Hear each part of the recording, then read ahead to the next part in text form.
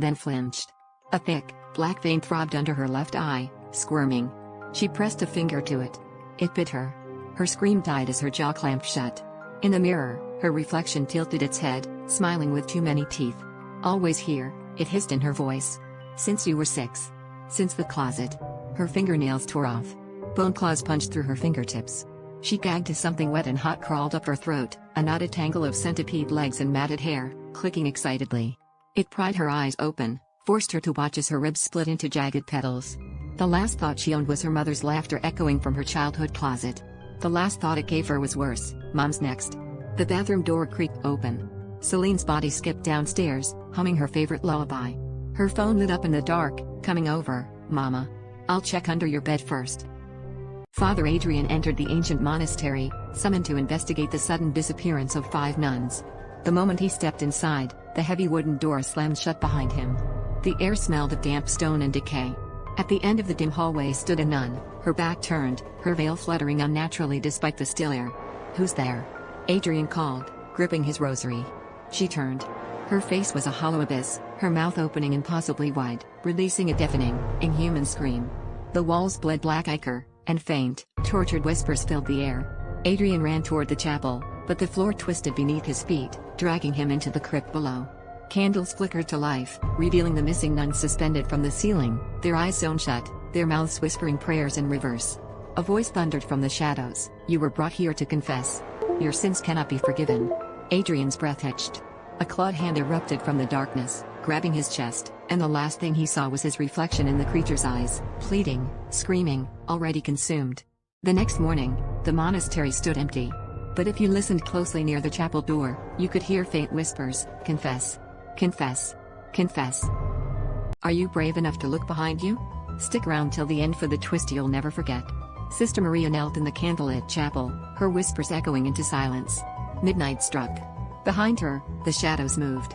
She froze as a low, guttural voice whispered, "Pray for me."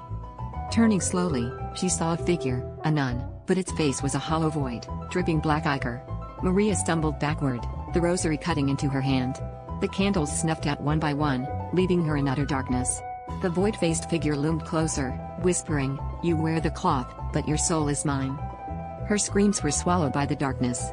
When the priest found her the next morning, the chapel was empty. On the altar lay Maria's habit, soaked in blood, with a single phrase carved into the wood: "No one is saved." If you're still breathing, hit the like button, subscribe to Shadow Tales, and share this story with a friend who loves horror. The abandoned monastery loomed under the pale moonlight, its bell tower frozen in silence. Local whispers claimed it was cursed, a place where no prayers could save you. 2 travelers, desperate for shelter, ignored the warnings. Inside, the air was heavy with incense and decay. Faintly, the sound of distant chanting echoed through the empty halls. As they explored, a figure stepped from the shadows, a nun in a tattered habit.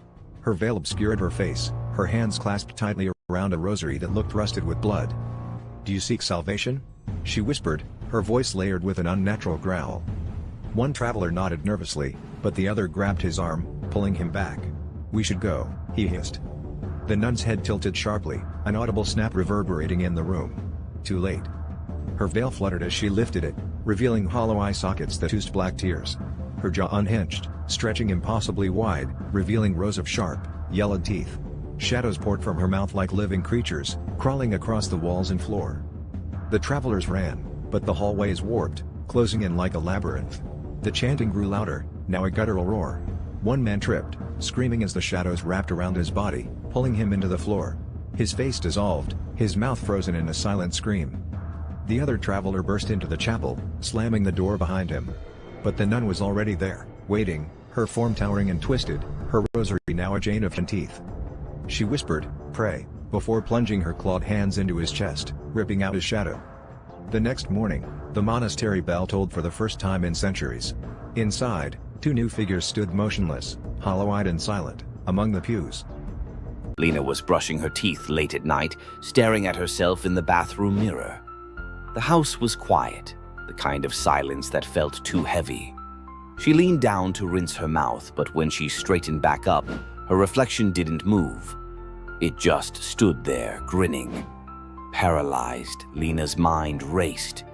She waved her hand nervously, but her reflection didn't mimic her. Instead, it cocked its head unnaturally, its smile growing wider, revealing rows of sharp, jagged teeth. Suddenly, the lights flickered and the reflection whispered, "You don't belong here anymore." Lena stumbled back, slamming into the door. The mirror began to ripple like water, and her reflection reached out, its hand stretching impossibly far. She screamed as the cold fingers grabbed her wrist and yanked her into the glass. The last thing Lena saw was herself, now on the other side, calmly walking away with her face. Her scream faded, trapped forever in the reflection. Daniel checked into a cheap motel late at night, exhausted from his drive. The clerk handed him the key to room 13, avoiding eye contact. The hallway was dimly lit, the carpet worn and damp. As he opened the door, the stale air hit him. The room smelled of mildew and something metallic. He dropped his bag and noticed a strange, heavy lock on the closet door. A faint tapping sound came from inside. "Hello?" he called out, his voice trembling. The tapping stopped. Shaking, Daniel turned the lock and the closet door creaked open an inch. A pair of bloodshot eyes stared back at him. He slammed it shut and backed away, but the door burst open and a gaunt figure crawled out, its limbs twisted and broken. It whispered, "You shouldn't have opened it." Daniel bolted for the door, but the room seemed to stretch endlessly. The walls bled, the lights flickered, and the air grew thick with whispers. Before he could scream, cold, skeletal hands wrapped around his neck and pulled him into the darkness. The next morning, the clerk handed the key to room 13 to another guest, never mentioning Daniel. In Thulomon 24, the dead planet Oblivion 7 was rediscovered, its original colony erased from all records. Captain Ria's crew landed to investigate, under strict orders to leave before the twin suns set. The colony was a ghost town. No bodies, no signs of struggle, just endless shadows burned into walls, twisted in agony. They seemed alive, whispering when no one looked. "Did you hear that?" Ria asked. Her voice trembled as static hissed through her comms. "Captain, something's moving," a crewmate called out. His flashlight flickered, revealing a long corridor. At the end stood a figure, a shadow humanoid, featureless but watching. Ria blinked, and it was suddenly inches from her. A chilling, hollow voice echoed in her mind. "You shouldn't have come." The ground trembled. Outside, the first sun began to darken. "Get to the ship!" Ria shouted, but it was too late. The shadows moved, alive, hungry, pulling crew members into the walls. Their screams echoed, cut short as their bodies dissolved into shadows. Ria sprinted toward the ship, but the air thickened, slowing her. She turned and saw them. Thousands of shadow figures crawling out of the colony, eyeless yet fixed on her. The second sun dimmed. The last thing Ria saw before the darkness consumed her was her shadow, reaching out to strangle her. When rescue teams arrived, they found the ship intact, the colony still silent. But the walls had new shadows. One of them looked like a captain, forever screaming in horror. Mark boarded the late-night bus, the rain hammering the windows as the engine groaned to life. Only one other passenger sat at the back, a woman, her head tilted down, long black hair hiding her face. He chose a seat near the front, but as the bus moved, he felt it, her gaze burning into him. Mark glanced back. She was now 3 rows closer. He hadn't heard her move. The next stop came. The doors hissed open, but no one got on. Yet when Mark turned back, she was 1 row behind him. Water pooled around her bare feet. The air grew icy, his breath visible in the dim light. He gripped his phone, texting his friend. "Something's wrong. This woman." A whisper interrupted him, chilling and sharp. "You shouldn't have boarded." Mark turned. She was now inches from his face. Her hair parted, revealing a face twisted and decayed, maggots crawling from her hollow eye sockets. "Get off the bus," she hissed, her voice echoing unnaturally. Terrified, Mark ran to the doors and pounded on them. "Stop the bus. Let me out." The driver turned, his face ashen. "Sir, you're the only one here." Mark froze, slowly turning back. The woman stood inches away, her jaw unhinged, her skeletal hands reaching for him. The last thing he heard was her voice, inside his head, "Now, you're mine." The bus rolled into the rain, empty. Except for one new passenger seat soaked with blood. Elliot woke up in darkness. Not the kind of darkness where you can sense your surroundings, the kind where you feel something watching you. His bedside clock blinked 3:33 a.m. He sat up, rubbing his eyes, and noticed something odd, a shadow stretching across his bedroom floor. But it wasn't his. It moved when he didn't, sliding unnaturally toward the corner of the room. Elliot froze, his breath catching in his throat. Slowly, he turned to look, and there, crouched in the corner, was a figure. Its body was pitch black, as if it had been cut out of the world itself. The shadow's head twisted unnaturally, bones cracking, until it locked onto him with empty sockets where eyes should be. It didn't move closer, but its presence pressed against his chest, suffocating him. Suddenly, it whispered, its voice like a distant scream, "Do you remember what you did?" Elliot's throat tightened. He didn't know what it meant, but guilt surged through him, guilt so deep, it felt like drowning. The shadow unfolded itself, its limbs too long, its head brushing the ceiling.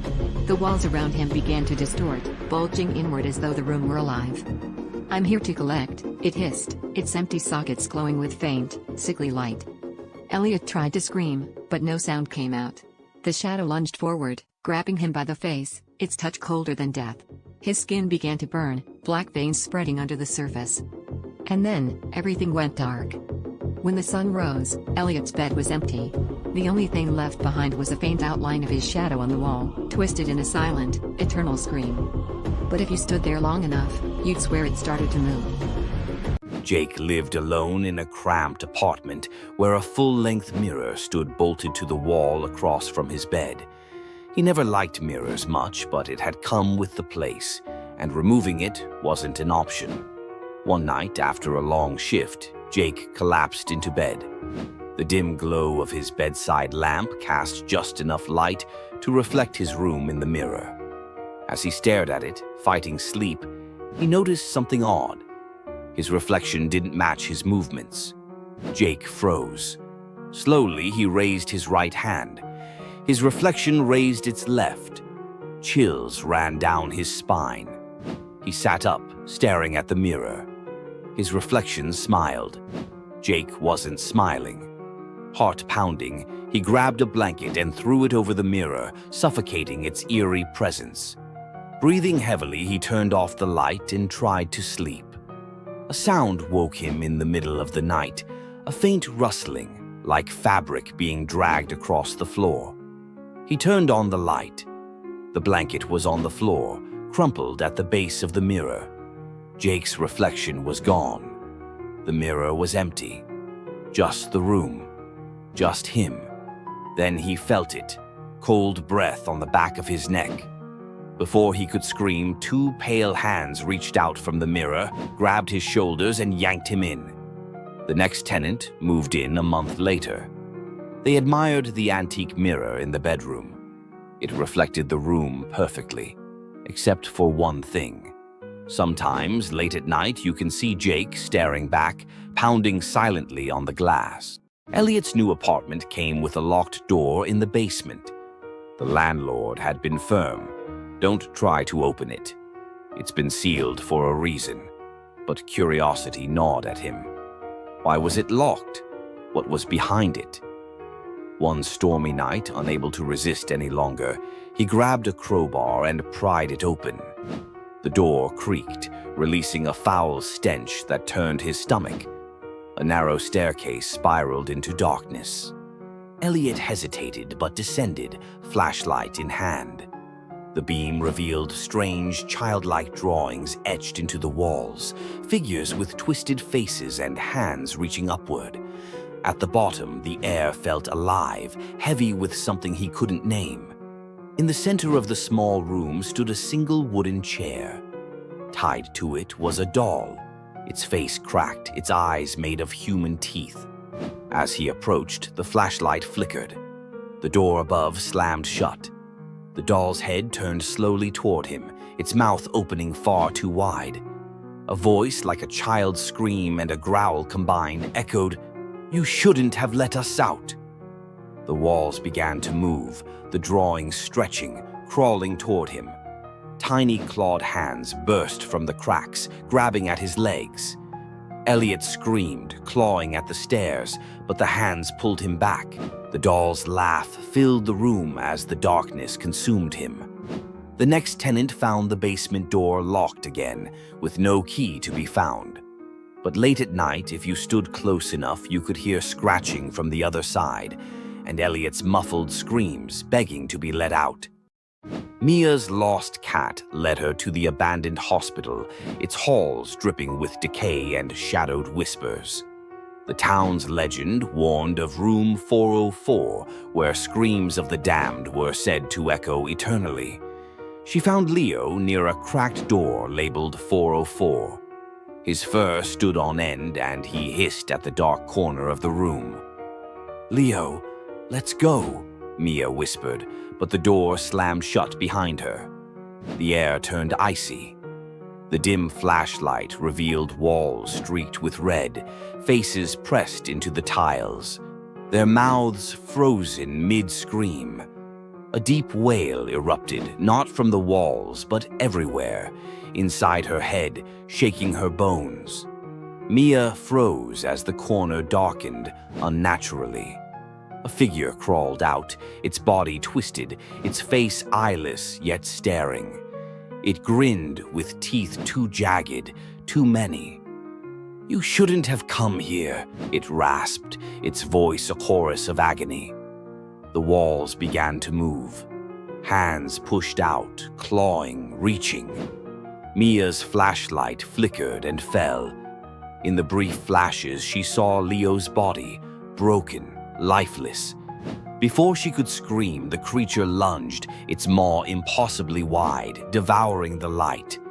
The next morning, room 404 was empty again, except for one new face, Mia's, etched in the tiles, her hollow eyes wide in eternal horror. And if you listen closely, you can still hear her voice, faint but chilling. "Stay out." Tom was the last bus driver on the late-night route. It was a quiet, uneventful job, until tonight. At 11:47 p.m., a man in a tattered coat boarded at a stop where no one ever waited. His face was pale, almost gray, and his eyes seemed hollow. "Last stop?" the man asked, his voice rasping.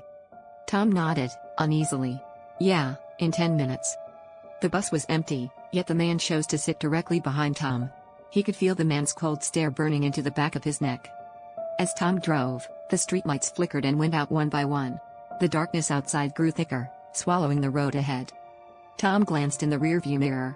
The man was still there, but his face. It was wrong now. His features were twisted, his mouth unnaturally wide, filled with sharp teeth.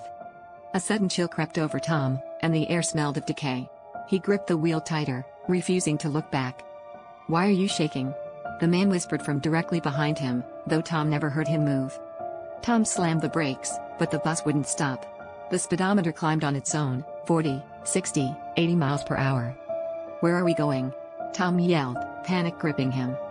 "To the end of the line," the man replied, his voice now everywhere, above, behind, within. The bus plunged into the darkness, the headlights flickering before cutting out entirely. Tom screamed, but the sound was swallowed by the void. When the bus was found the next morning, it was parked neatly at the depot. Empty.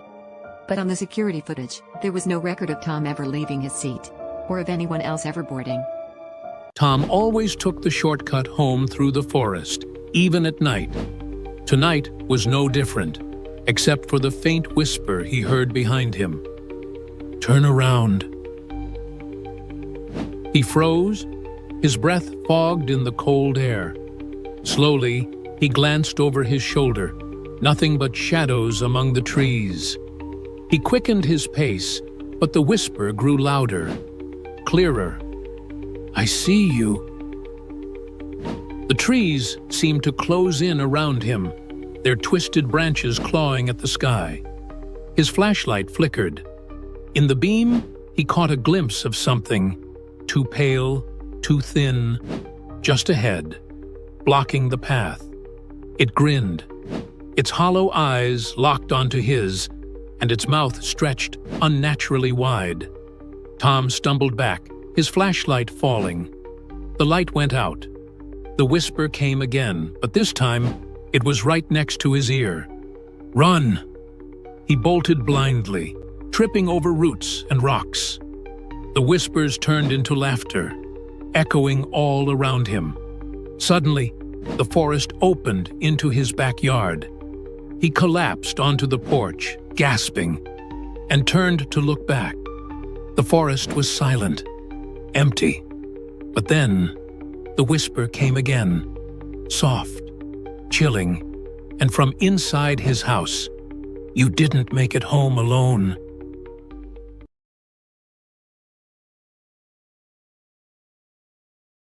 The storm raged as Lisa unlocked the door to room 6. The air was icy, and the closet immediately drew her attention. It loomed in the corner, its door covered in deep claw marks. A note was taped to the door. "Do not open." The lights flickered. Then 3 slow knocks from inside the closet. Lisa froze. "Hello?" she whispered. "Help me." A voice rasped from behind the door, weak and broken.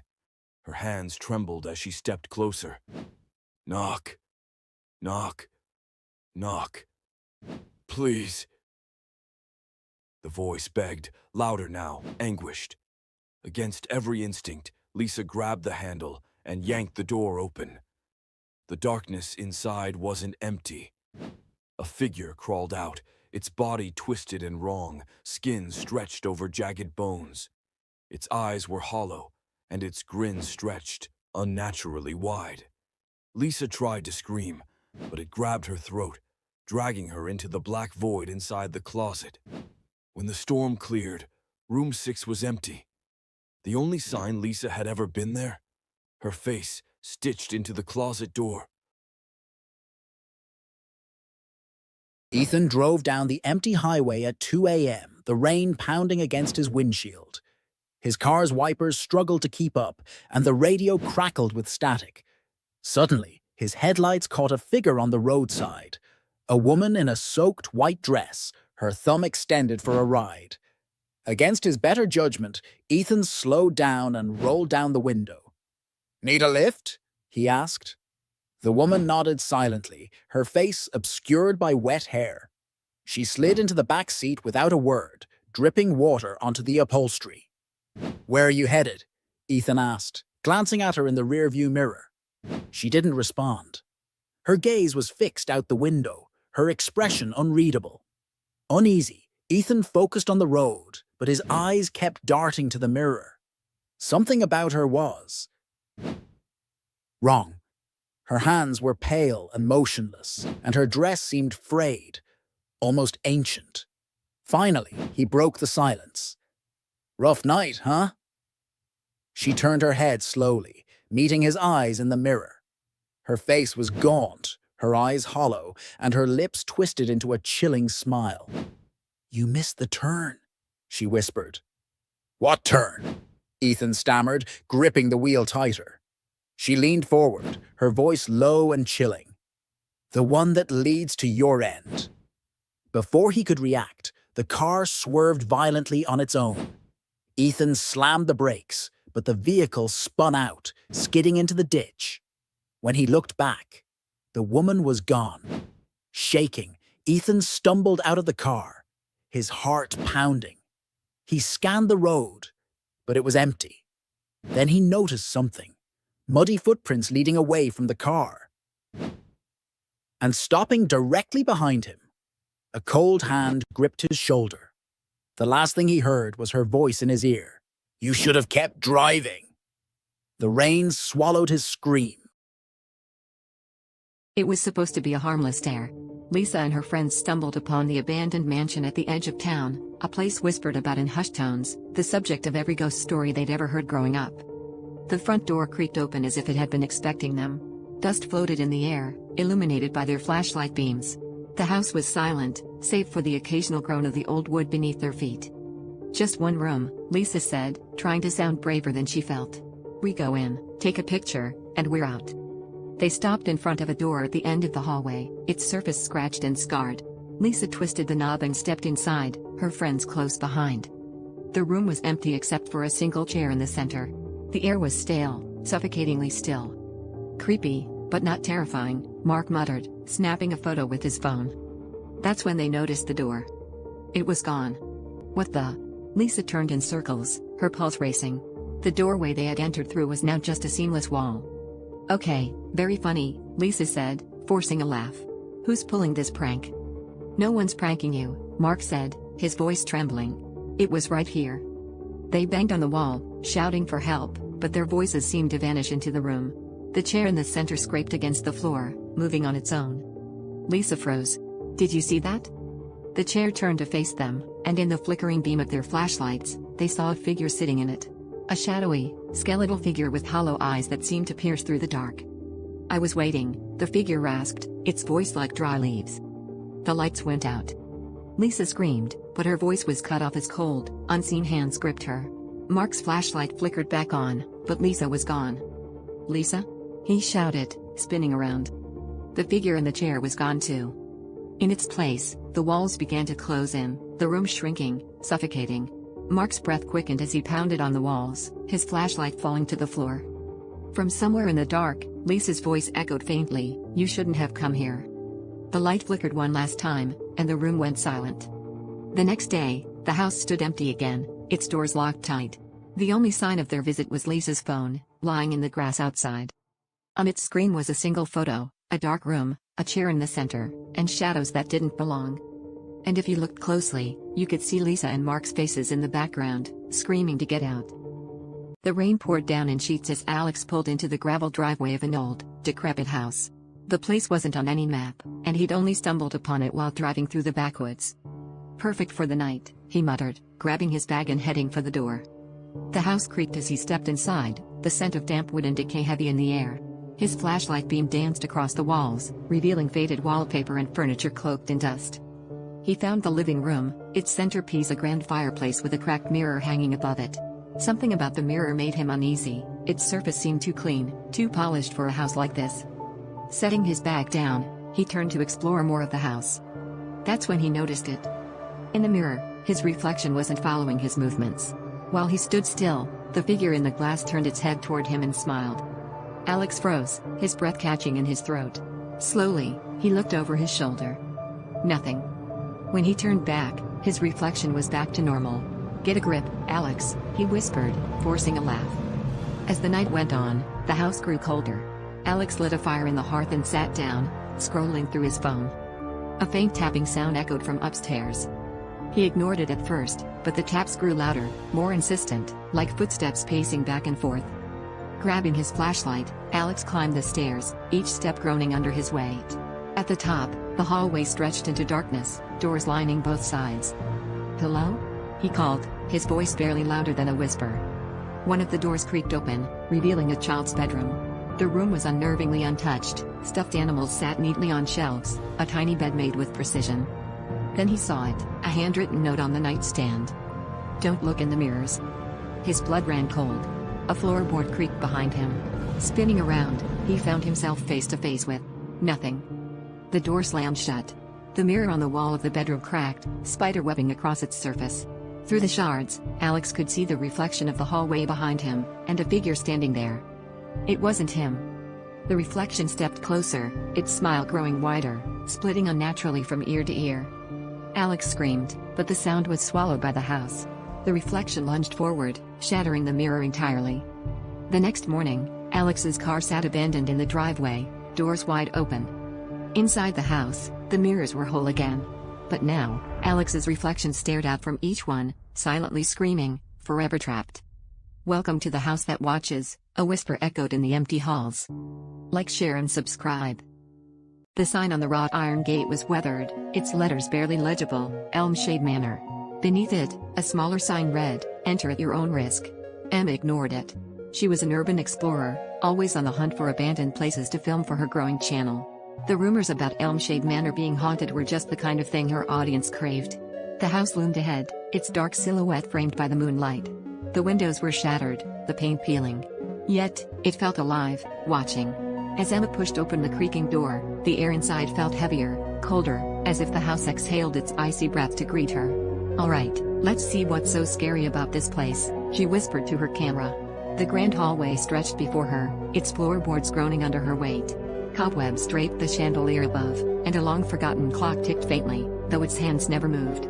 She explored room after room, her flashlight catching glimpses of decay, a tattered rocking chair swaying slightly on its own, a mirror with cracks that resembled a screaming face, and paintings whose eyes seemed to follow her. "Creepy, but nothing new," she muttered. Then she found the journal.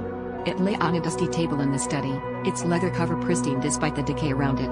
The first page read, "If you're reading this, you're already part of the house." Emma frowned, flipping to the next page.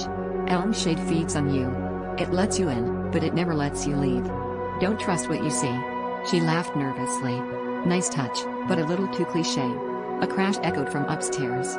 Emma spun around, her heart racing. "Hello? Is someone there?" Silence. Gripping her flashlight, she climbed the stairs cautiously. The second floor was colder, the air thick with the stench of mildew and something else, rotting meat. At the end of the hallway was a door slightly ajar. Light spilled out from the gap, flickering like a candle. She pushed it open. Inside was a pristine dining room, completely out of place in the crumbling house. A feast was laid out on the table, roasted meats, fresh fruits, steaming bread. Her stomach growled. She hadn't eaten since morning. "Don't," a voice whispered behind her. Emma froze, spinning around, but no one was there. "Who's there?" she shouted, her voice trembling. The voice came again, softer this time, almost pleading. "Don't eat. It's a trap." Emma backed out of the room, her flashlight flickering wildly. The hallway had changed. The walls were now lined with mirrors, and in each reflection, she saw herself, but not quite. In one, her hair was gray, her face gaunt. In another, her eyes were hollow, her mouth sewn shut. She ran. The staircase she came up was gone, replaced by a spiraling descent into darkness. The walls closed in as she stumbled down, the house groaning around her. Whispers filled the air, voices overlapping, screaming her name. "Emma! Emma! Join us!" She burst into a large room, a parlor she hadn't. The clock struck midnight, and Clara was alone in her small apartment, scrolling on her phone. The power flickered, plunging the room into brief darkness before the lights returned. She laughed nervously, blaming the storm outside. Suddenly, her phone buzzed, a video message from an unknown number. Curious but cautious, she tapped it open. The shaky footage showed her own apartment door, filmed from the hallway. Her heart raced as she replayed the clip. Someone was outside. "Who's there?" she called out, her voice trembling. No answer. She crept to the door, peeking through the peephole. The hallway was empty, eerily silent except for the sound of rain tapping against the windows. Her breath fogged the cold metal of the door as she locked it securely. Her phone buzzed again. A new video. This time, it showed her sitting on the couch, right now, in real time. A cold chill ran down her spine as she realized the video wasn't from outside. It was from inside the apartment. She whipped her head around, scanning the room. Every shadow seemed alive, stretching unnaturally long against the dim light. Her eyes locked on the corner near the bookshelf, where the shadows were darker than they should be. "Who's there?" she screamed, her voice cracking. From the darkness, a figure stepped forward, tall, gaunt, and faceless. Its body seemed to ripple, as if made from living smoke.